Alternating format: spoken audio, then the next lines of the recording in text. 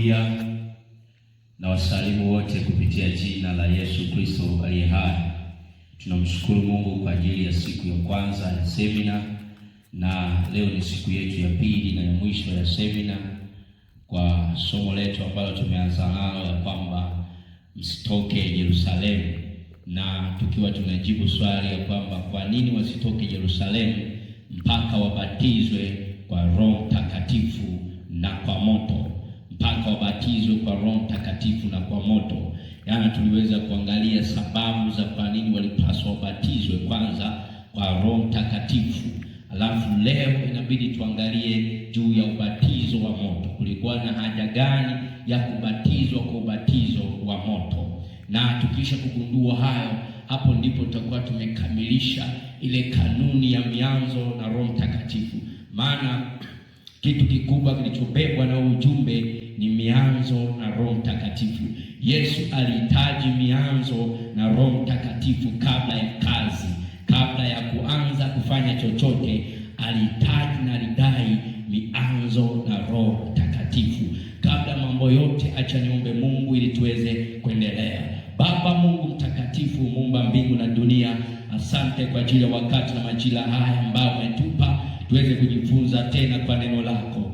Roho Mtakatifu nakukaribisha tena, naomba ufanyike mwalimu mwema. Maneno yako ni kama moto lao, maneno yako yana nguvu, maneno yako ni kama nyundo. Katika jina la Yesu Kristo ali hai, naomba sasa mpe kila mmoja kuelewa, fahamu wake wa ndani ufunguliwe, mawazo yake kanyamaze kimya kwa jina la Yesu, aweze kusikia Mungu mtakatifu. Na kualika Baba utawale, uanze nasi na kumaliza nasi.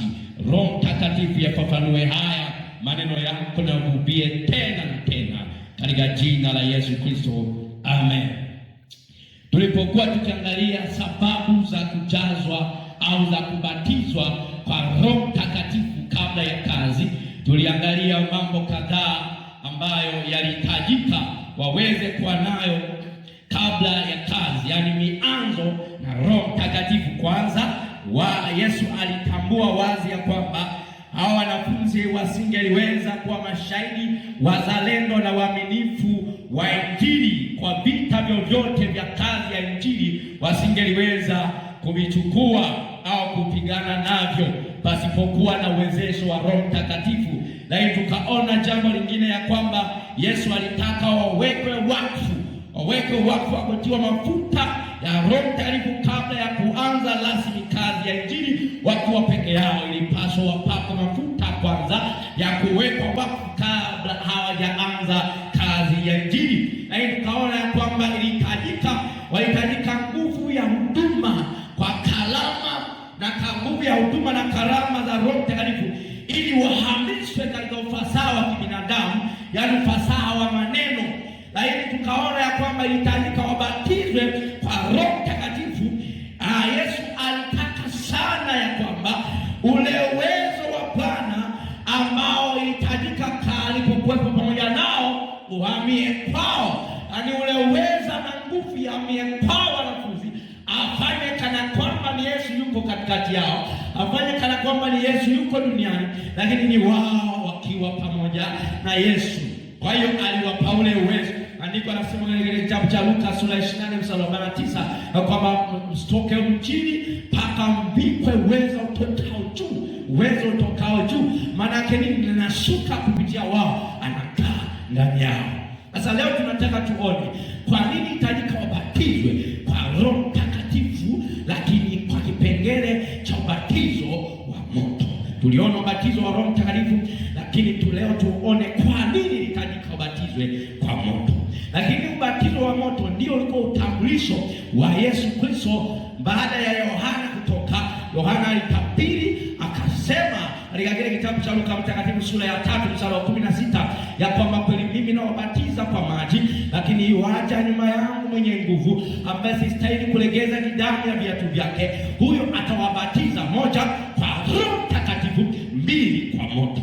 Hasa ilikuwa ndiyo ishara na alama ya Yesu ya kwamba yeye atabatiza kwa aina hii. Kwa nini asiweze kubatiza yeye kwa maji? Au kwa nini asifanye vyote? Kazi ya Yesu haikuwa ya kubatiza kubatiza kwa maji. Haikuwa kazi ya Yesu ya kubatiza kwa maji. Sasa kwa nini ilihitajika wabatizwe kwa moto? Sasa ubatizo wa moto nitafafanua kutokana hivi vipengele nitakapokuwa na vitaja moja kwa kingine. Kwanza, ubatizo wa moto ulikuwa unalenga kuwasafisha, purify. Yaani wanasema dhahabu ili iweze kung'aa inapitishwa kwenye moto. Ikishapitishwa kwenye moto inatoka ikiwa inang'aa. Inatoka ikiwa inaonekana ya thamani. Kwa ile sifa ya dhahabu haipo pasipo kupitishwa kwenye moto. Kwa hiyo inapitishwa kwenye moto, kishapita kwenye moto ndio watu wanaifurahia dhahabu. Dhahabu kumbe inang'aa hivi. Sasa ubatizo wa moto ndio ulikuwa na lengo kumpitisha mtu ili aweze kusafiri. Ngoja tuanze. Ubatizo wa moto, Yesu alitaka wabatizwe kwa moto ili wasafiwe au watakaswe kwa majaribu, mateso na kila aina ya uonevu. Yesu alilenga nini kwenye ubatizo wa moto? Alilenga kusafiwa, kutakaswa kwa majaribu, kwa mateso na kila uonevu. Kitabu kile cha Matendo ya Mitume sura ya 7 mstari wa 47 mpaka wa 60. Tasoma kwa haraka kidogo hapa. Tunaona habari za Stefano, shemasi aliyekuwa amejaa roho. Moja ya mashemasi ambao wanaonyeshwa katika sura ya 6 wale 9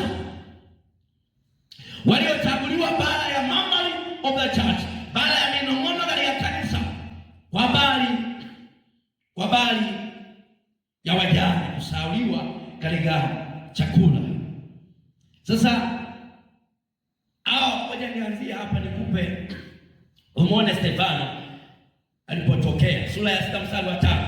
Maandiko yanasema hivi: neno hili likapendeza machoni pa mkutano wote, wakamchagua Stefano, mtu aliyejaa imani na Roho Mtakatifu. Sikiliza, kwa nini ninaanzia hapa? Moja ya kitu ambacho kinaonyeshwa kwenye huu mstari cha ajabu ni kwamba Stefano ni shemasi pekee aliyetajwa sifa ambazo alikuwa nazo. Mashemasi wengine wameonyeshwa: Filipo na Prokoro na Nikanor na Timor na Pene na Nikolao mwongofu Antiokia. Huyu Nikolao ndiye aliyekuja akaanzisha akaanzisha imani nyingine ambayo inatajwa kwenye kitabu cha Ufunuo ya kwamba najua ya kwamba uwezi ukashikamana na mafundisho wa Nikolai. Mafundisho wa Nikolai ni mafundisho ya Nikolai shemasi ambaye alikuwa mwongofu Antiokia, aliyepotoka akaanzisha imani nyingine ya kipagani ambapo akashawishi sehemu ya watu waliokuwa wameamini. Sasa niachane na huyu nani? Nikolai. Niongelea habari ya Stefano. Nimechagua kuanzia hapa kwa sababu Stefano anapozungumza nafasi ya Roho Mtakatifu ni muhimu sana niweze kumzungumzia, kwa sababu huyu alikuwa amejaa Roho Mtakatifu. Maandiko yanataja sifa mbili. Mosi, alikuwa amejaa imani, alafu mbili, alikuwa amejaa Roho Mtakatifu. Sifa ya Stefano, alikuwa amejaa imani, na mbili, alikuwa amejaa Roho Mtakatifu. Sasa kujaa kwake Roho Mtakatifu huku ndiko kunamfanya aweze kuhimili mambo mengi. Sasa katika sura ya 7 ndipo tunaona kifo cha Stefano shemasi aliyetetea kazi ya Injili, aliyetetea imani. Kwa nini aliweza kutetea imani?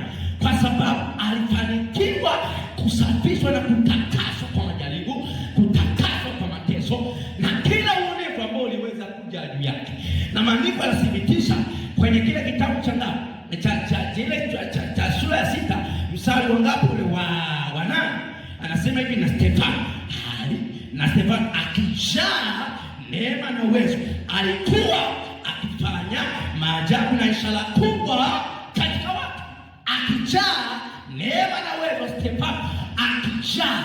Maana nini? Maana akijaa, upako ulipokuwa ukiwa juu yake, alikuwa akifanya maajabu, alikuwa akifanya ishara. Stefano alikuwa amebahatika na amepewa neema na ameingizwa, amezamishwa kwenye ule ubatizo wa Roho Mtakatifu. Alipobatizwa kwenye ubatizo wa Roho Mtakatifu, akabatizwa na ubatizo wa moto. Alipobatizwa ubatizo wa moto, tunaona kazi ya ubatizo wa moto katika ile sura ya 7 sasa mstari wa 47 mpaka wa 60. Ni mstari mirefu kidogo, lakini nitaisoma. Lakini Sulemani alijengea nyumba yaanzie tu hata, ila yeye aliyejua hakai katika nyumba zilizofanywa kwa mikono, kama vile asema vya nabii, kiti changu cha enzi na nchi ni pa kuwekea miguu yangu. Huyo ni nabii Isaya.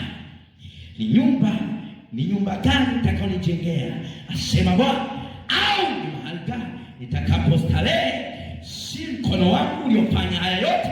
Mstari wa 51 maandiko yanasema hivi, enyi wenye shingo ngumu, sikiliza injili ya aina yake, msiotairiwa mioyo wala masikio, siku zote mnampinga Roho Mtakatifu kama baba zenu walivyofanya, na ninyi vivyo hivyo. Ni yupi katika manabii ambaye baba zenu hawakumuzi? Nao waliwaua wale waliotabiri habari za kuja kwake yule mwenye haki, ambaye ninyi sasa mmekuwa wasaliti wake, mkamua. Ninyi mnaoipokea Torati kwa agizo la malaika, msishike au kuishika Torati. Basi mliposikia maneno haya, waliposikia maneno haya, wakachoma mioyo, wakamsagia meno. Mstari nitakuja niurudie kwa pointi nyingine. Lakini yeye akijaa upako juu yake, akakaza macho yake, akitazama mbinguni, akauona utukufu wa Mungu, na Yesu akisimama upande wa mkono wa kuume wa Mungu ampokee. Akasema, tazama, naona mbingu zimefunguka, na Mwana wa Adamu amesimama mkono wa kuume wa Mungu. Wakampiga kelele kwa sauti kuu, wakiziba masikio yao, wakamrukia kwa nia moja, wakamtoa nje ya mji, wakampiga kwa mawe. Nao mashahidi wakaweka nguo zao miguuni pa kijana mmoja aliyeitwa Sauli, wakampiga kwa mawe Stefano, naye akiomba akisema, Bwana Yesu, pokea roho yangu. Akapiga magoti. Huyu mtu amepigwa mawe, akalia kwa sauti kuu, Bwana, usiwahesabie dhambi hii. Alisema haya, akalala. Na Sauli alikuwa akiona pema kwa kuuawa kwake. Hizi ni habari za shemasi Stefano, mtu aliyejaa imani na Roho Mtakatifu.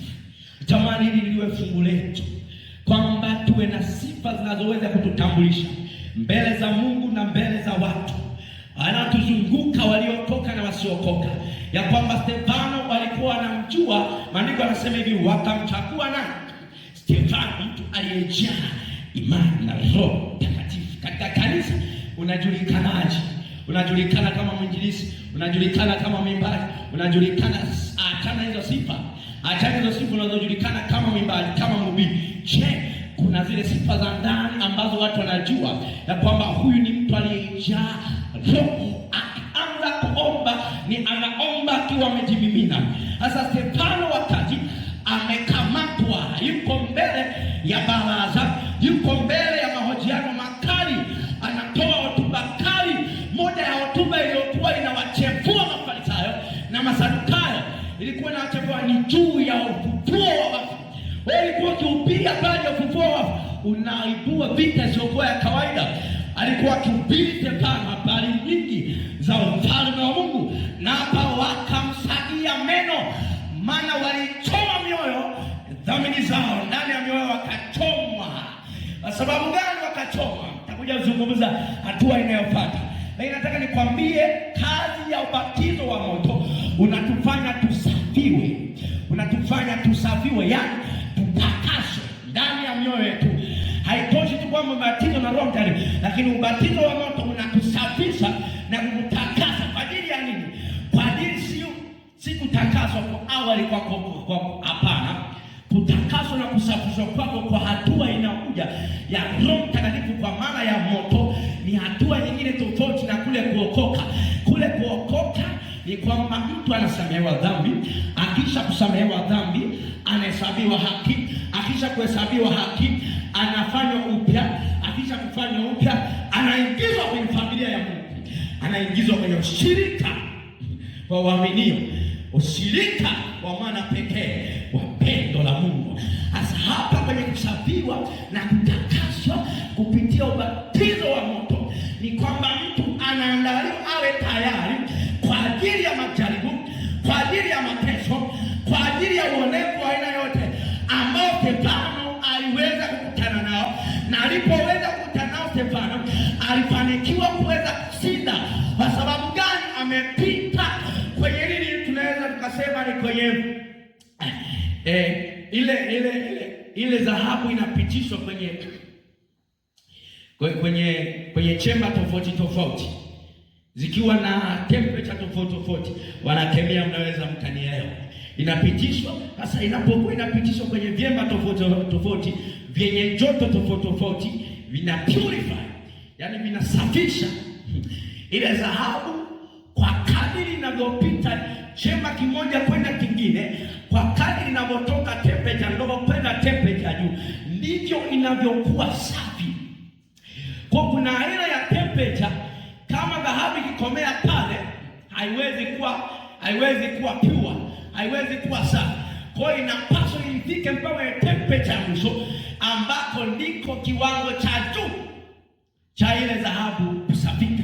Hasa ndivyo ilivyo Roho Mtakatifu anapokuja ndani mwetu na ubatizo unapofanyika wa moto, unatufanya tufike kwenye chemba ya mwisho ya kusafishwa, tung'are.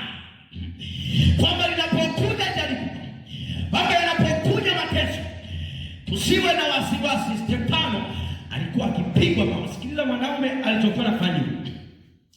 Wanamchukua nje ya mji. Walipomchukua nje ya mji, wakaanza mmoja wakamvua nguo, alafu akamkabidhi kijana mmoja anaitwa Sauli zile nguo. Walipomkabidhi zile nguo, wakaanza kumpiga kwa mawe. Kiza jiwe la kwanza anapigwa. Anapopigwa Stefano, yeye haangalii mawe, yeye hayaoni mawe. Yeye anapopigwa haoni kwamba kuna jiwe limepigwa. Anapopigwa, maandiko yanasema hivi, yeye anamuona Yesu Kristo mfalme wa utukufu amesimama upande wa kuume wa Mungu Baba. Anaona utukufu wa mwana pekee wa Mungu, anamuona Yesu, kwamba anamwambia mwanangu, utashinda. Maana maandiko yanasema ya kwamba katika mambo hayo yote sisi tunashinda, na zaidi ya kushinda kwake yeye aliyetupenda. Kwa wakati Stefano anapigwa mawe, hili ndilo jambo linatakiwa ufanikiwe kwenye maisha yako. Katika maisha yako vita, unaweza ukashinda vita aina yote ambayo Mungu akiwa pamoja na wewe, au inapokuwa inakuja vita aina yote, ujue kwamba huo uwezo wa kushinda unao. Jaribu haliji tofauti ya imani ulionao. Maandiko yanasema, yanathibitisha, lakini nakuja kutokana na kiwango cha imani ulionao. Kiwango cha imani ulionao itakuja jaribu kwa kiwango ambacho unakimudu. Hasa usiseme ya kwamba ile jaribu ni kubwa. Wakati mwingine watu wametegemea watu kuombewa, wasijua kwamba jaribu ambalo linakuja kwenye maisha yako unao uwezo wa kulishinda na unao uwezo wa kuvuka, kwa sababu imani ulionao. Maandiko yanasema hata kiasi cha punje haradai inaweza kuambia mlima ng'oka katupe baharini ukatie. Kwa sababu gani? Imani ambayo unayo ndani mwako inaweza kufikisha Kanaani mwako, ila isipokuwa ukiruhusu vijidudu kwenye ile imani, inakosa nguvu ya kufikisha Kanaani. Kwa watu Waisraeli walianza safari ya kuelekea Kanaani. Mungu alikuwa na uwezo wa kufikisha wote Kanaani kama walivyo, isipokuwa ile imani yao ikaanza kuharibika wakiwa njiani. Mara wanatengeneza ndama, mara wanafanya nini, wanasema Musa na tukaseme na Mungu wenyewe. Sikiliza, hiyo imani ambayo unayo inaweza kukuvusha kwenye hilo jaribu, isipokuwa ni kwa kiasi gani unamwona Mungu kuliko lile jaribu kwenye wakati wako huo. Petro alipokuwa ameitwa na Yesu kwamba ni mimi, akaanza kutembea juu ya maji. Kosa la Petro ni kwamba ni kuyaona yale mawimbi kuliko kumwona Yesu. Kwa alipoyaona yale mawimbi Petro kuliko kumwona Yesu, ndicho kikafanya mawimbi yawe juu kuliko Mungu. Kwa Yesu akashuka chini, mawimbi akapanda juu. Kasoro ya Yesu kushuka chini, mawimbi akapanda juu, ndio kiwango ambacho kilikuwa kinaamua Petro azameje. Petro alipokuwa anazama akakumbuka, nimeyainua mawimbi kuliko Yesu. Adili alipokuwa anazama Petro akakumbuka ya kwamba mawimbi yako juu na nimeyatazama nikayasaminisha, nikaogopa. Yesu yuko chini, akakumbuka Yesu alipomwita Yesu akasema niokoe. Yesu akakumbuka yeye ni wa upendo na wa huruma, akamhurumia Petro, akamchukua tena kutoka kwenye maji akampandisha. Petro ni mwanaume pekee aliwahi kuwa juu ya principle na law of protection katika fizikia. Katika siku za leo hakuna chochote kinachoweza kuzama, hakuna chochote kinaweza kuelea kikiwa na depth kubwa kuliko maji. Kwa hiyo Yesu aliweza tembea juu ya maji, lakini na mwanaume mmoja usimsahau anaitwa Petro aliwahi kutembea juu ya maji. Aliwahi kutembea juu ya maji. Kwa Petro alipokuwa ameyainua mawimbi kuliko Yesu, ndiyo imani yake iliishia pale. Imani yake ilikuwa na uwezo wa kumfikisha kwa Yesu akiwa anatembea juu ya maji, ya kwamba anaenda kwa Yesu, ya kwamba alikuwa na uwezo wa kufika kwa Yesu vizuri kabisa. Hata sikiliza, kwenye majaribu, ili tuweze kuwa salama na tuweze kushinda, tuweze kumwona Yesu badala ya mambo yanayoendelea kwenye majaribu, badala ya kuangushwa, badala ya kupigwa mawe, badala ya kukatishwa tamaa, badala ya kusengenywa, badala ya kusemwa, badala ya maneno, badala ya nini, badala ya nini. Hayo yote ili yaweze kuepukika, lazima mtu wa Mungu fuzu kwenye shule ya Mungu ya kubatizwa kwa moto, ili ubatizo wa moto ukutakase na kufanya uwe tayari kwa majaribu, uwe tayari kwa mateso. Mtu mwingine ni mateso ya aina ya ajabu sana, yanamfanya amwache Mungu, yanamfanya anungunike, yanamfanya ajione kana kwamba amedharauliwa sana. Mwingine ni kwamba katika huduma wako waimbaji wengi, yeye hajaimba ila baadhi wameimba. Sikiliza, huo ni utoto kabisa. Yaani hapo tena kwenye kiwango cha jaribu, hata kama mtu ameokoka siku ngapi tu, hilo anaweza kulishinda kabisa. Yaani kiwango cha aina hiyo ni utoto kabisa. Yaani mtu kutokuimba tu, kutokupanga kuimba maneno, wewe kibao, wewe unanionaje, huo ni utoto kabisa.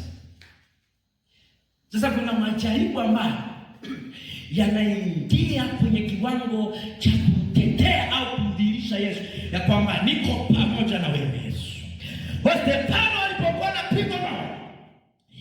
anapigwa mawe, yeye anapopigwa mawe anamuona Yesu mkono wa kuume. Anapopigwa mawe, yeye anageuka, anapiga magoti, anapigwa mawe huko, anapiga magoti.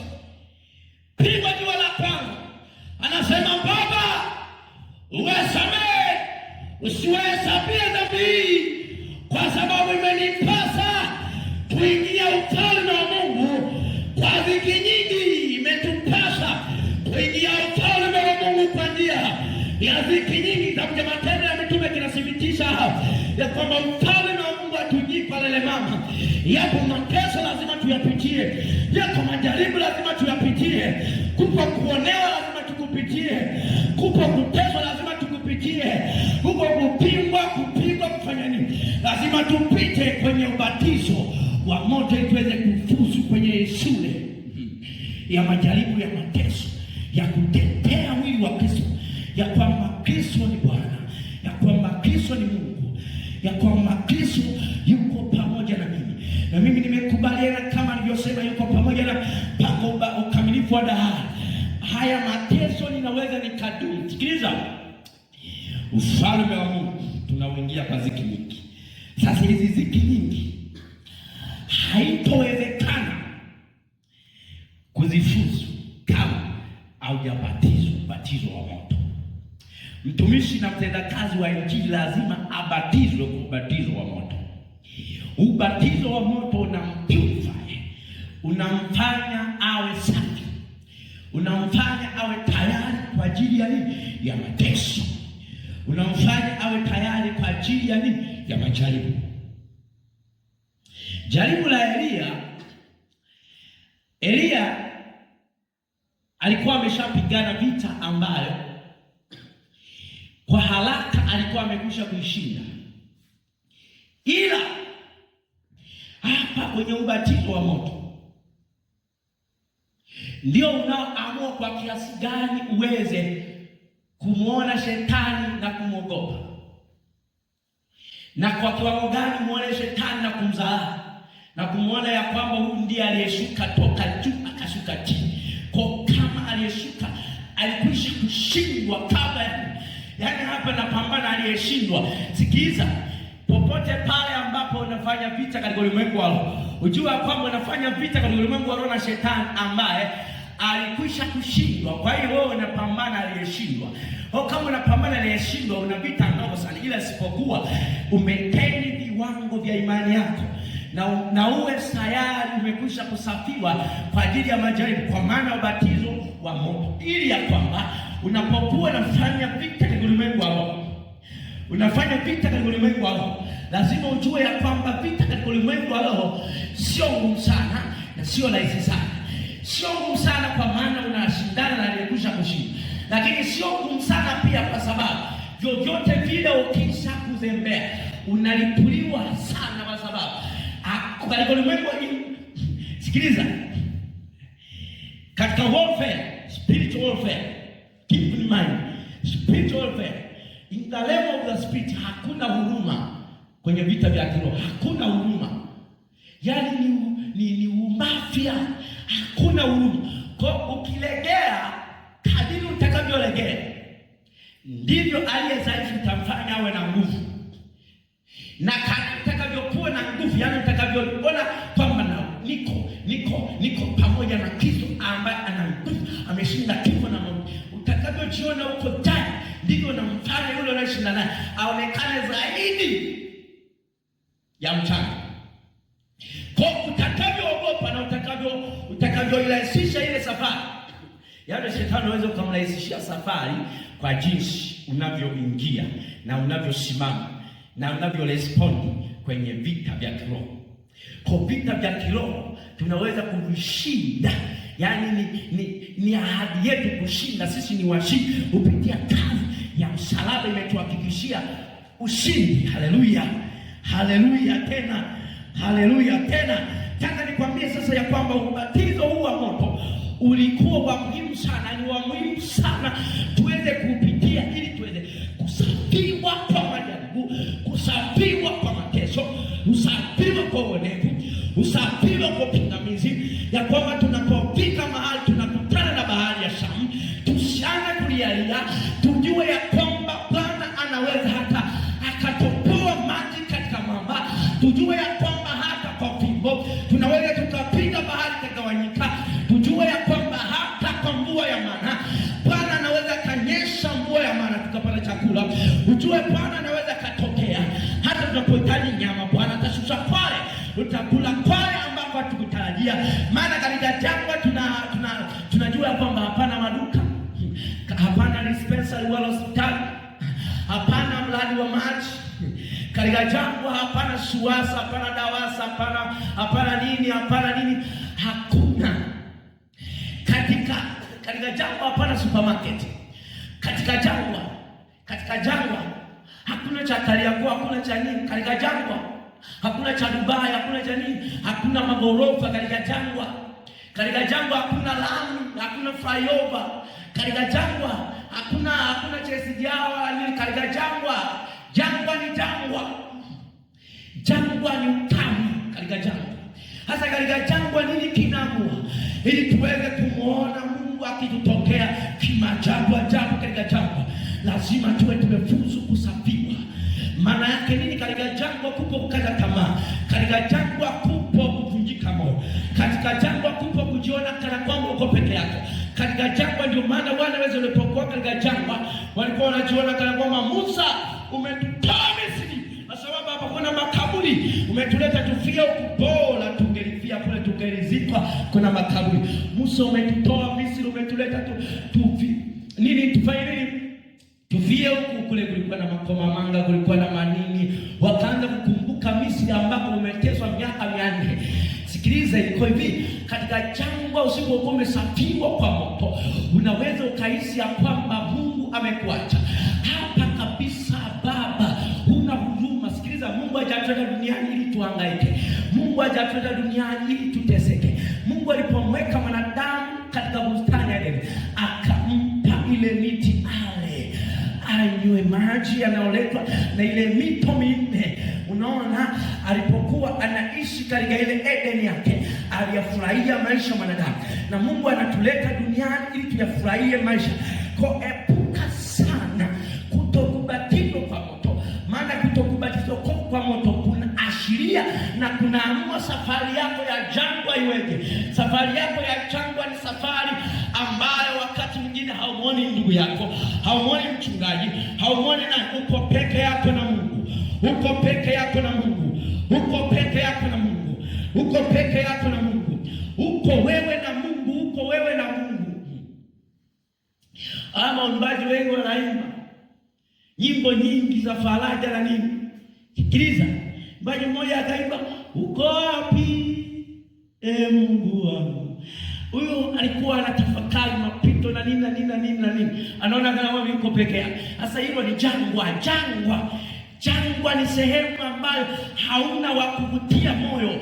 Jangwa ni sehemu ambayo hauna wa kupigia simu. Jangwa ni sehemu ambayo hata intercessor hayupo, mwombezi hayupo. Jangwa ni sehemu ambayo uko wewe pamoja na wapiga mawe. Uko wewe pamoja na vijana wanapiga mawe. Uko wewe pale kama Stefano. Hakuwepo Petro, hakuwepo Yakobo, hakuwepo nani. Alikuwa ni yeye Stefano peke yake na wale wanaompiga mawe. Jangwa ni sehemu ambako uko wewe Stefano na mawe. Uko wewe Stefano na wanaopiga mawe. Uko wewe Stefano na wanaopiga mawe.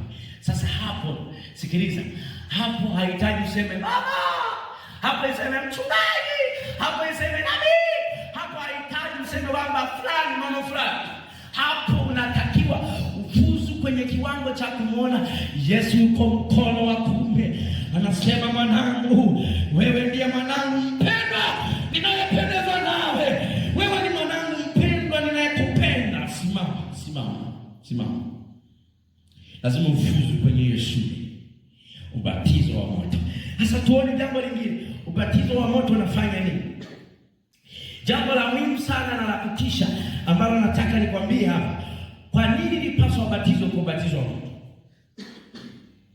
Jambo lingine, Yesu alitaka wabatizwe si kwa roho tu, bali kwa moto, ili waweze kupewa nguvu ya ajabu katika maneno.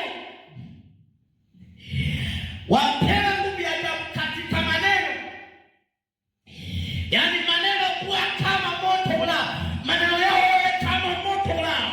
Na sio tu kuwa kama moto ulao, na kuichukua kikamilifu sura ya Mungu katika safari ya Injili.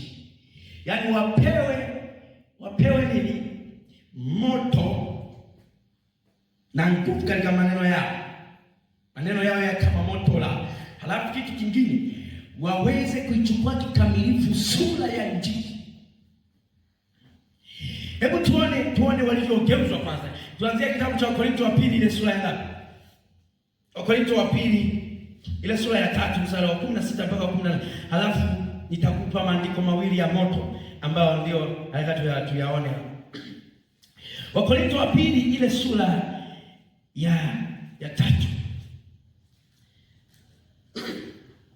Maandiko yanasema hivi, 16-18, lakini wakati wote watakapomgeukia Bwana, ule utaji uondolewa. Sikiliza, wewe kuichukua sura kamili ya Kristo, lazima kuna utaji wa hamisho uondolewe, ili uweze kuichukua kikamilifu sura ya Kristo. Na anasema hivi, basi Bwana ndiye Roho, lakini alipo Roho Bwana, hapo ndipo penye uhuru. Lakini sisi sote kwa uso usiotiwa utaji, tukirudisha utukufu wa Bwana kama vile katika kioo, tunabadilishwa tufanane na mfano wa huu toka utukufu hata utukufu, kama vile kwa utukufu tokao kwa Bwana aliye juu. Tunabadilishwa tufanane. Yaani ubatizo wa moto unatugeuza tumfananie Kristo, unatugeuza tuwe kama Kristo, unatugeuza.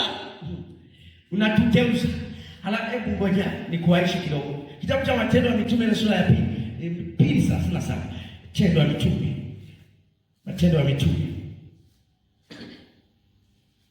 Matendo ya Mitume sura ya 2 mstari wa 37. Walipoyasikia haya, wakachoma mioyo yao, wakamwambia Petro na mitume wengine, tutendeje ndugu zetu? Tutendeje? Ilikuwa ni hotuba ya kwanza ya mtume Petro. Petro akiwa amejaa Roho, amebatizwa kwa ubatizo wa moto. Petro alipokuwa amebatizwa kwa ubatizo, maandiko yanasema watu wakaanza kulalama, wakaanza kunung'unika, asema wamelewa. Petro akasimama, aliyebatizwa kwa, yaani ubatizo wa moto unamsumbua mtu, unamfanya asiweze kujizuia. Tasoma andiko jingine hili hapa alipokuwa anasumbuka, Petro akasimama, akaanza kuhubiri, akaanza kusema habari za Yoeli alivyoanza kutabiri. Watu wanamsema Petro kuwa sio mtu mwenye elimu. Sikiliza, angalia aina ya elimu iliyokuwa inatajwa, yaani dai la Mafarisayo na Masadukayo au wazee Sinhari walikuwa wanahitaji elimu gani, au dai lao ni elimu gani? Sikiliza, kama Petro alionekana kama mjinga, sikiliza, alikuwa na vitu. Petro aliweza kujua Yoeli amesema nini, alikuwa na nukuu, anajua maandiko.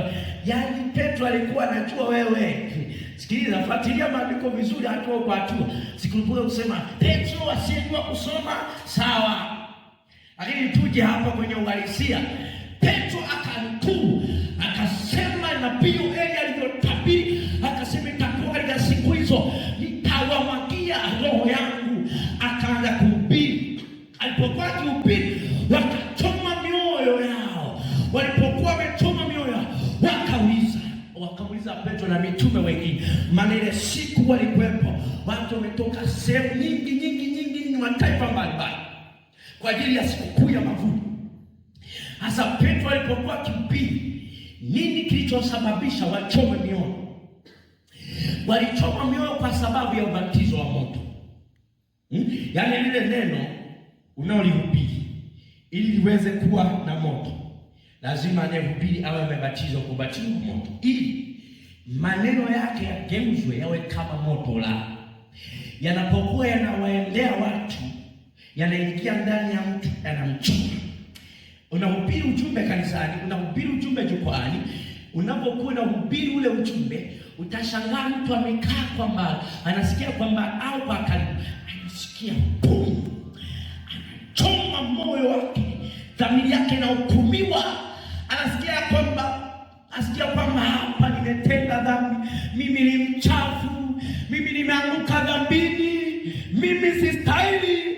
Amechoma moyo wake. Maneno ni kama moto. Petro alipokuwa anahubiri, yale maneno kama moto, amechoma ndani ya moyo wake. Mmoja kwa mwingine, Mafarisayo kina nani wamechoma mioyo yao moto. Asikiliza, nakwambia kitu kimoja hapa ambacho ni cha msingi sana. Kitabu kile cha Yeremia sura ile ya 20 mstari wa 9, 29, alafu na sura ya 5 mstari wa 14. Sura ya 5 mstari wa 14. Yeremia sura ya 20 mstari wa 9 na Yeremia ile sura ya 5 mstari wa 14. Ngoja tusome haya maandiko kwa haraka kidogo. Yeremia sura ile ya 20 na mstari wa 9 na Yeremia ile sura ya 5 mstari wa 14. Yeremia sura ya 5 mstari wa 14. Kwa sababu hiyo Bwana wa majeshi asema hivi, kwa sababu mnasema neno hili, tazama nitafanya maneno yangu katika kinywa chako kuwa hebu turudie kidogo. Kwa sababu hiyo Bwana wa majeshi asema hivi, kwa sababu mnasema neno hili. Mnasema neno hili, wanapinga, wanagaidi. Anasema tazama nitafanya maneno yangu katika kinywa chako kuwa moto. Katika kinywa cha nabii Yeremia atayafanya yale maneno kuwa kama moto. Hasira ya Roho Mtakatifu sio ya kawaida, na watu hao kuwa kuni. Yaani ule moto wa yale maneno utawageuza kuwa kuni, alafu unakuwa na wateketeza wenyewe moja kwa mwingine. Unaona? Na anasema hivi, nao moto tawala. Kanuni ya kubatizwa kwa moto inakufanya mhusika, au mimi na wewe, maneno yako yageuzwe kuwa moto. Unasikia, unaweza kalisoma neno kwenye Biblia, ni kweli kabisa, na Mungu ndivyo alivyosema, lakini hayana mguso.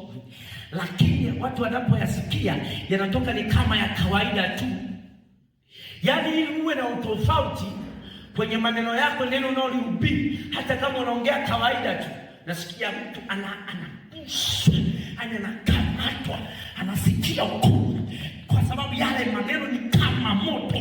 Maana Bwana ndio ahadi yake, anasema kwa sababu umesema hili, basi maneno yangu yatafanya yawe kama moto, yatakuwa kama moto, tena wao watageuzwa kuwa kuni. Maana ule moto utakwenda kuwasha zile kuni zinazoteketea, na ule moto utawala.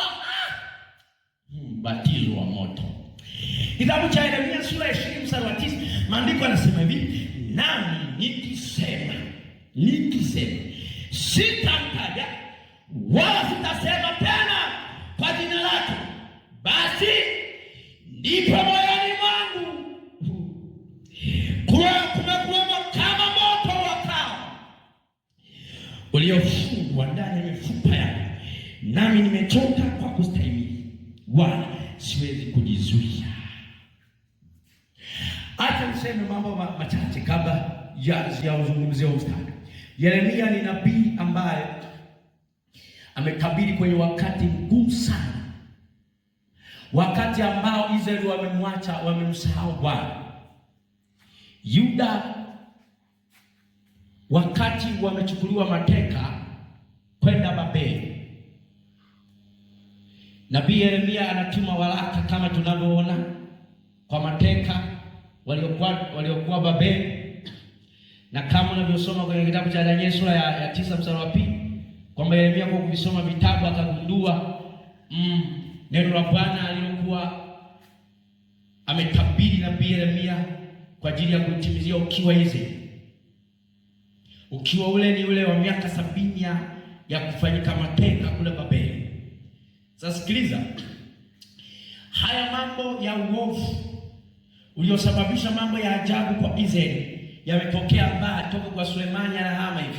Utukufu wa Mungu ukaondoka kutoka patakatifu wa patakatifu, ukatoka patakatifu, ukatoka katika hekalu, unaenda katika ukuta, unaenda katika mlima wa Zeituni, unahama.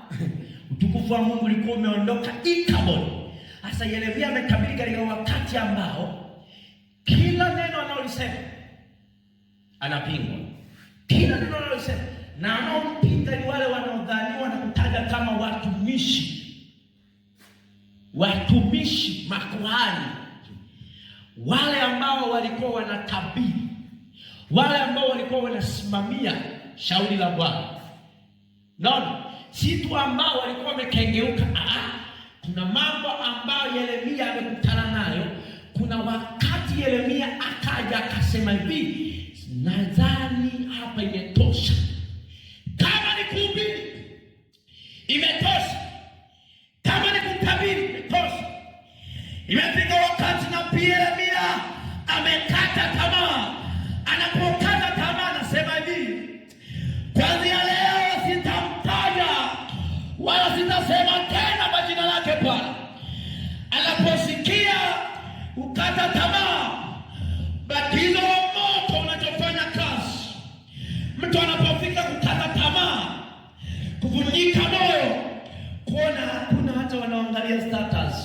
kusoma neno.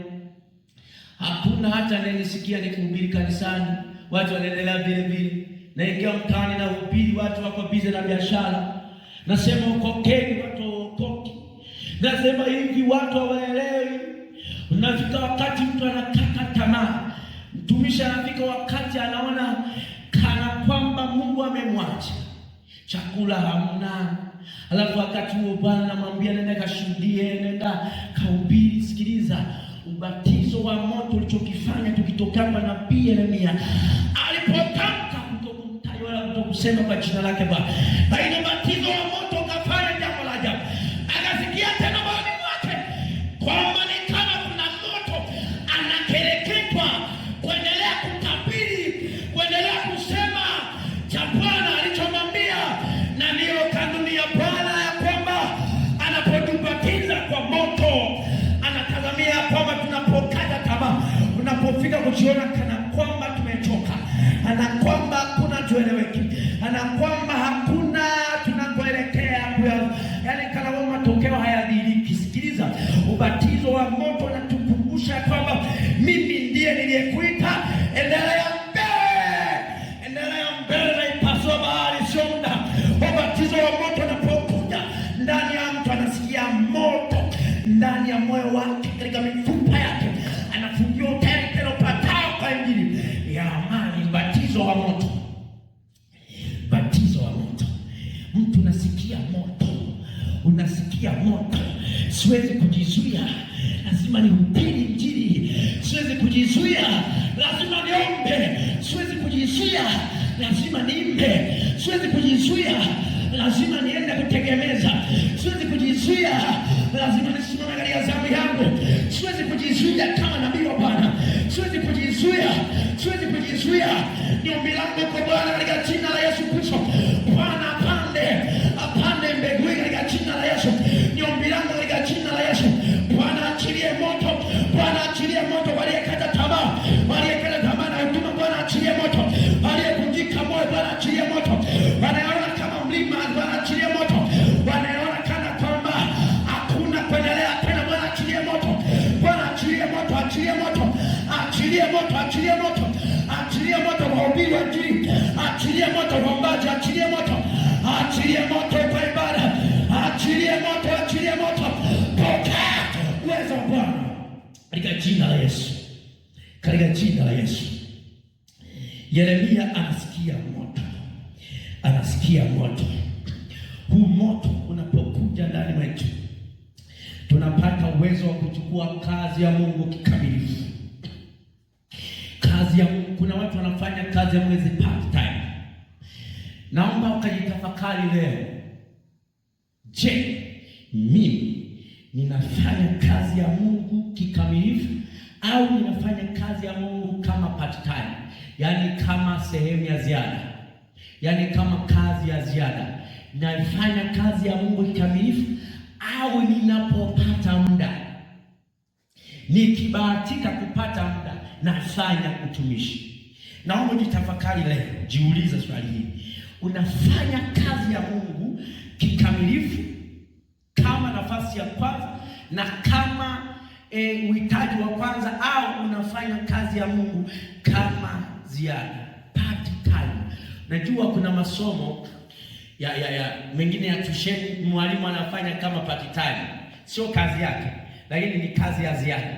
Kuna watu wengi katika ulimwengu wa sasa, na unaweza usijijue ya kwamba unafanya kazi ya Mungu kama part time. Mtu anafanya kazi ya Mungu anapopata nafasi, akijaliwa kupata nafasi. Ukijaya, nikibahatika hata nusu saa ninaweza nikahudhuria mkutano. Yaani kuna mkutano wa injili kanisani kwake hapo hapo, akipata nafasi ataenda. Akipata nafasi. Mwezi huu sio kama mwezi huu haujanimbana, nitatoa sadaka ya injili. Kama nikibanana sana, kuna wakati mwingine kuhudhuria ibada, kama sitabano sana na majukumu, nitahudhuria. Unafanya kazi ya Mungu kama part time, ila hujijui. na utakufa kifo kibaya. Sio maana amelaaniwa aifanyaye kazi kwa mikono vile amelaaniwa. Ukifanya kazi ya Mungu as part time umelaaniwa, na aliyelaaniwa hana kikao duniani. Tumalizie mambo mawili. Kwa nini nipaswa wabatizwe? Kwa ubatizo wa moto. Yesu alitaka wabatizwe kwa moto ili kuwafinyanga na kuwafanya mashujaa wa imani, na watu wasiogopa chochote katika kutimiza kusudi la Mungu. Yesu alitaka wabatizwe kwa moto ili kuwafinyanga na kuwafanya mashujaa wa imani, na watu wasiogopa chochote katika kutimiza kusudi la Bwana, shauri la Bwana.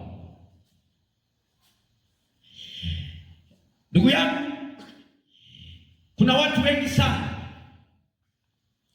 wanaweza wakaigiza juu ya kumtumikia Bwana na shauri la Bwana, lakini sikiliza, batizo wa moto unafanya tufinyangwe na tufanye mashujaa kwa ajili ya kulitimiza shauri la Bwana. Yaani shauri la Bwana, kusudi la Mungu kukuleta duniani. Umekuja kufanya nini? Umekuja kuuza mchicha? Duniani. Umekuja kuchimba mitaro? Duniani. Umekuja kufanya nini? Sasa ili shauri la Bwana tuweze kulitumikia, lazima tupitishwe kwenye shule hii ya ubatizo. Baptism by fire. Batizo kwa moto. Batizo kwa moto na kufinyanga, unamchonga mtu. Hata kama ukiisha kutumiwa na Mungu kwa miujiza, mtu aliyefinyanga anasema utukufu ni wako, mimi ni chombo tu.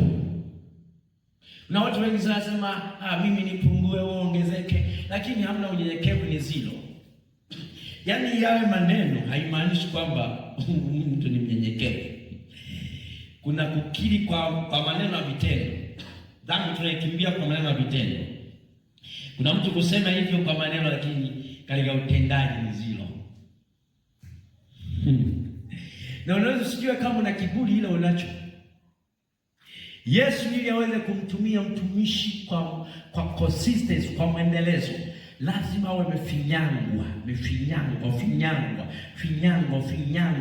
anavunja yanoka kikakamaji, anapiga, anavunja, anamfinyanga. Kwa nini unafinyangwa? Ili usikakamae, ukakamane kule kujihami, kusema singekuwa mimi pale.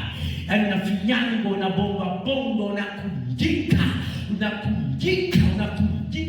Mtumishi kama Yohana alivyosema, akawaambia wanafunzi ya kwamba yafaa yeye aongezeke, mimi nipungue. Maana alikuwa amefinyangwa. Lazima ubatizo kwa ubatizo wa moto, ili ufinyangwe, upikike kabisa, halafu uweze kuwa shujaa wa imani ambayo utaweza kufanya nini? Shujaa wa imani atakayeweza kuchukuliana na jambo lolote litakalosimama mbele yake, halafu ili lengo aweze kulitimiza shauri la Bwana, kusudi la Bwana. Na hili tunaona Mtume Paulo alikutana na mambo ya ajabu sana. Giza nikuongezea na hili. Kwa nini tubatizwe kwa ubatizo wa moto?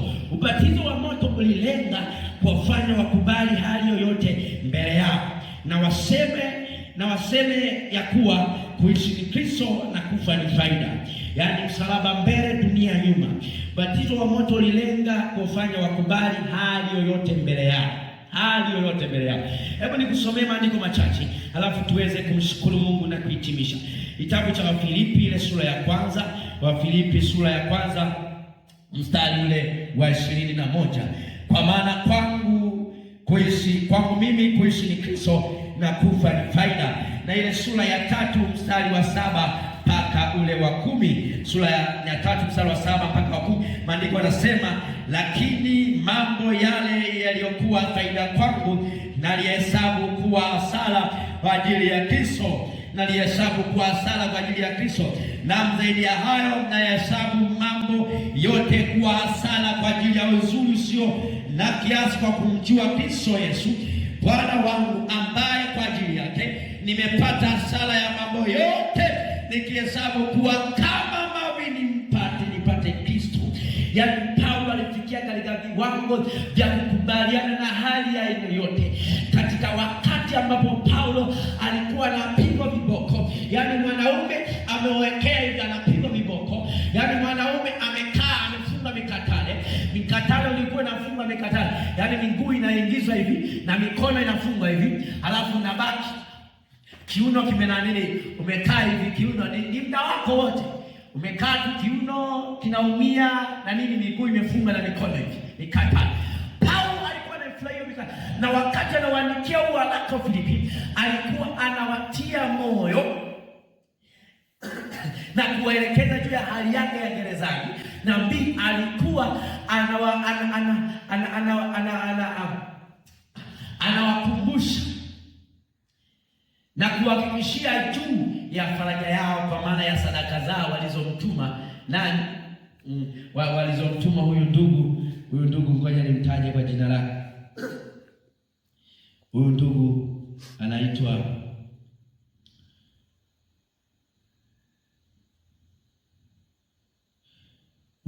ambaye alikuwa anaitwa Alexa, ambaye alipeleka sadaka zao, anaitwa Epafrodito, ambaye alipeleka sadaka zao ambazo walikuwa wamechanga kama kanisa wa Filipi. Epafrodito wakamtuma kama mjumbe apeleke kwa Paulo gerezani kama sadaka yao ya kumtia moyo, kumtunza Paulo. Kwa Epafrodito alipokuwa amepeleka hizi, Paulo akaandika waraka kuwajuza pia na kuwakumbusha juu ya wema ambao wamefanya juu yake na kwamba wamefanya kwa Bwana. Anasema kwamba sio kwamba nakitamani kipawa mlicho nacho, naona, ila yale matunda, yale matokeo ya kufanya vile.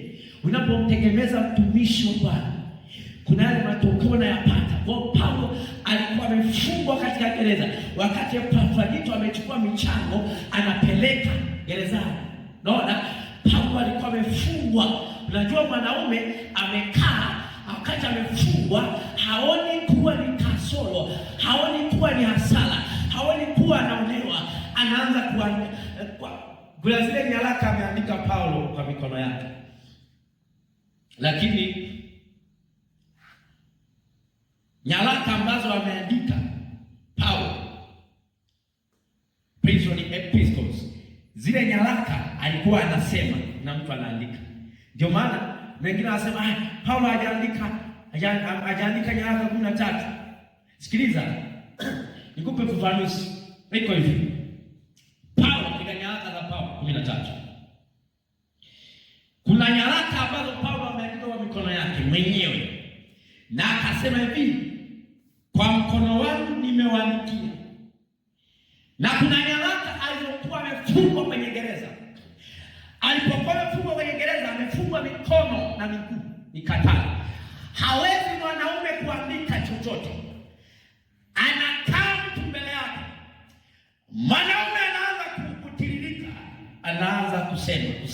Alafu kuna mtu maridadi anaandika, mtu maridadi anaandika, hapo walaka anapeleka kwa kanisa la Filipi, peleka kwa kanisa la wapi. Kwa Paulo katika zile nyaraka ambazo nyingi hajaandika kwa mikono yake, Paulo nyaraka zilizokuwa gerezani ambazo alikuwa anatamka, anasema kuna mtu anaandika. Maana mwanaume mikono amefunga na miguu amefunga, hawezi kufanya lolote.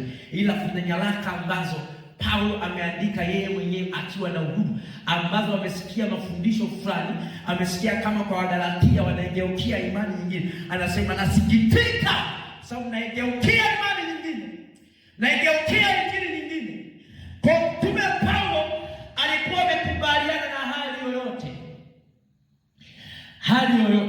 sababu gani? Ubatizo wa moto ndicho unachokifanya. Unamfanya mtu awe halisi na awe tayari kwa ajili ya mateso, awe tayari kuitetea Injili, awe tayari kubeba msalaba, awe tayari kusimama na Kristo, awe tayari kutembea na Kristo. Asikubaliane na dhambi ya aina yote, asikubaliane na jambo lolote linalomwaibisha Kristo, linalomrudisha Kristo msalabani. Unamchukua Kristo, unampeleka kwa Pilato mwenyewe. Sikiliza, kule kumpeleka Kristo msalabani mara ya pili ni kwamba tunaanzia akiwa naomba. Wewe mwenyewe unakuwa Yuda, wewe mwenyewe unakuwa wale wanajeshi, unaenda unamkamata Yesu, unampeleka kwa Pilato, kwa Herode. Unaona, wewe mwenyewe unamhukumu Yesu, wewe mwenyewe unamvika nguo za zambarau, wewe mwenyewe unamchapa bakola, wewe mwenyewe unamchukua Yesu, unambebesha msalaba, wewe mwenyewe unafanyika wanajeshi wa Kirumi, wewe mwenyewe unamvika nani? Unamvika nini? Kofia ya miba. Wewe mwenyewe unampiga mijeledi Yesu, wewe mwenyewe unampandisha msalabani, wewe mwenyewe unaanza kumpiga misumari, wewe mwenyewe unachukua siki na sifongo unamwesha, ndio kumpeleka Yesu msalabani. Yaani unamlazimisha, nifirie. Ukunifiria, nifirie tena, kufa tena. Yaani unampeleka Yesu msalabani, alafu unamwambia nifirie sasa. Nifirie, ulizani nifirie tena. Huko ndiko kumrudisha Yesu msalabani mara ya pili. Tukubaliane sasa ya kwamba tunatakiwa kuanza na Roho Mtakatifu.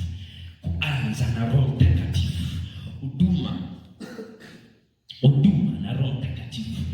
Karama ziweze kutenda kazi kikamilifu, lazima ubatizwe kwa ubatizo wa moto, ili uweze kwenda maili kadhaa mpaka Mungu alipokusudia. Kwa amemark, this is your end of your ministry, this is your end for the purpose. Lazima iwezekane kupitia ubatizo wa moto. Ubatizo wa moto una release power, unaachilia nguvu ya kusimama na Yesu Kristo katika hali yoyote. Ubatizo wa moto unaachilia nguvu ya kuendelea kumkiri Kristo katika hali yoyote. Iwe ni katika moto tunaimba sifa, iwe ni katika tanuru la moto lile tunageuka, tunaanza kusema Yesu wewe ni mwema. Iwe katika tundu la simba tunageuka tufanane na simba. Iwe ni katika chakula cha spenazi, alichoamriwa spenazi awape kutoka kwa Nebukadneza. Katika kile chakula tunaazimu kuishi kwa mtama na maji na tunanenepa. Nataka nikwambie kwamba tunapaswa kuanza na Roho Mtakatifu. Hakuna mianzo na Roho Mtakatifu isiyoweza kuyazaa matokeo. Leo Bwana atukumbushe, na leo atusubutu kuanza na Roho Mtakatifu huduma na kalama zetu.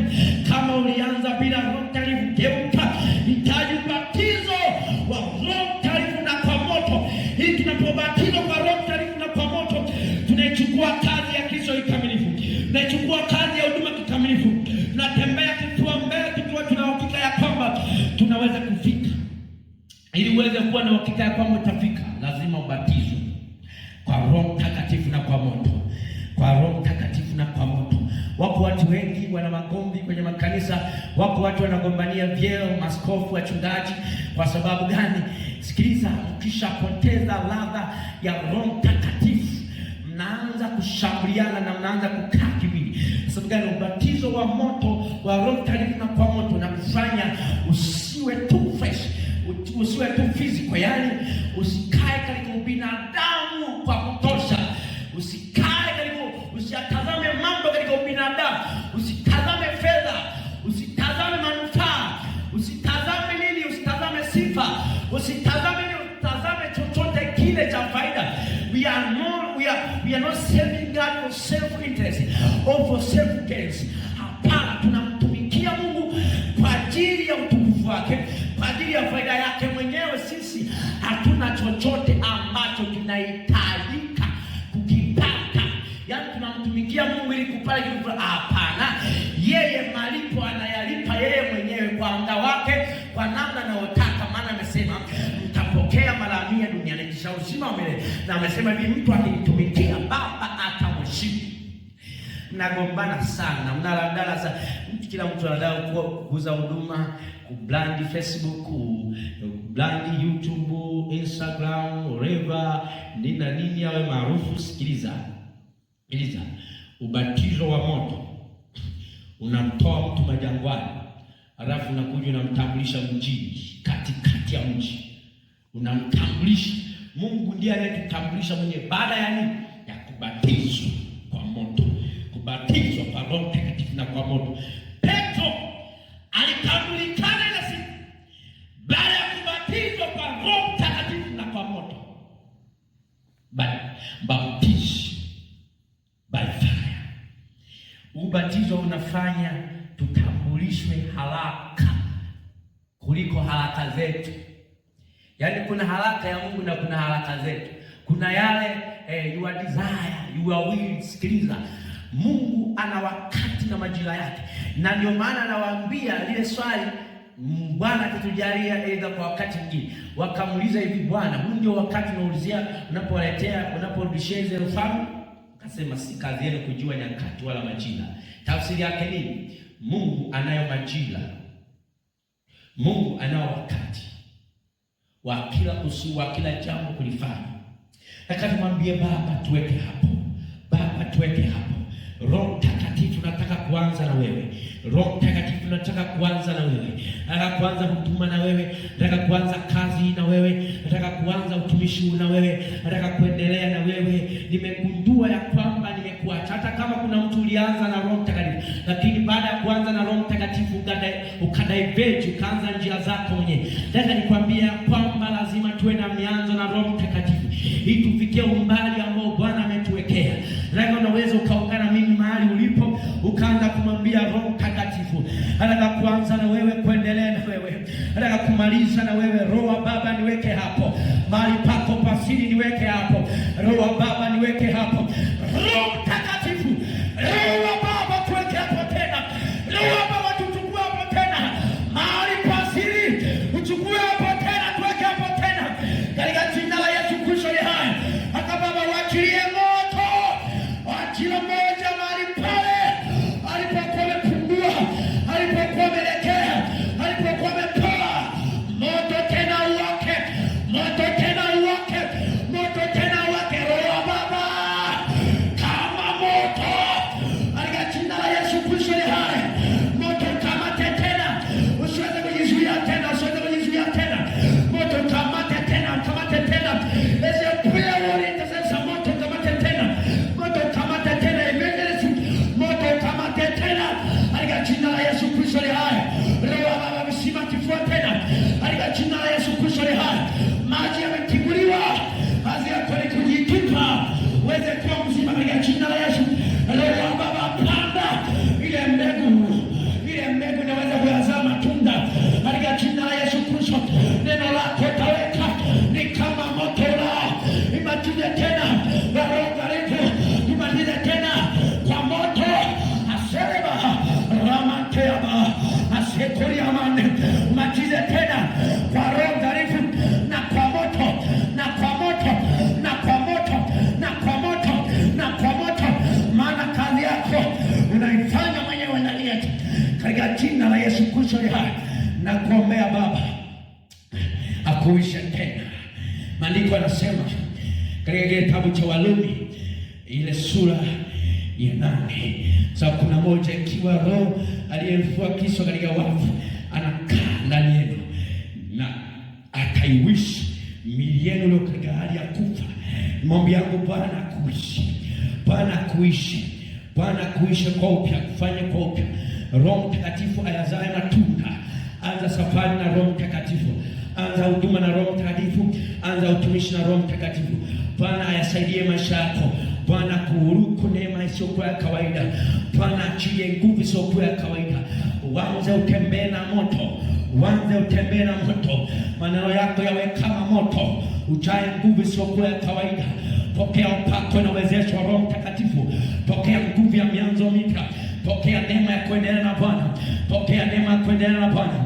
Pokea neema ya huduma na Bwana. Pokea neema ya uinjilisti na Bwana. Pokea neema ya uimbaji na Bwana. Pokea neema ya mwongozi na Bwana. Pokea neema, pokea neema, pokea neema. Roho Mtakatifu ndiye aliyechagua viongozi. Pokea neema ya kuongoza na Roho Mtakatifu ya maongozi. Pokea neema, pokea neema, pokea neema. Pokea. Ubatizwe tena kwa moto, kwa Roho Mtakatifu na kwa moto. Batizwe tena kwa moto. Katika jina la Yesu Kristo aliye hai. Uishwe tena aliyekata tamaa na kuomba na huduma na utumishi.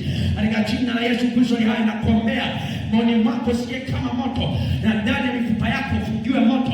Katika jina la Yesu Kristo aliye hai, Bwana achilie moto. Bwana achilie moto. Kwa jina la Yesu kuingie tena. Nguvu ikuingie tena. Na Bwana akuweke pana nafasi. Katika jina la Yesu Kristo aliye hai. Na kushukuru Mungu kwa sababu ya neno lako.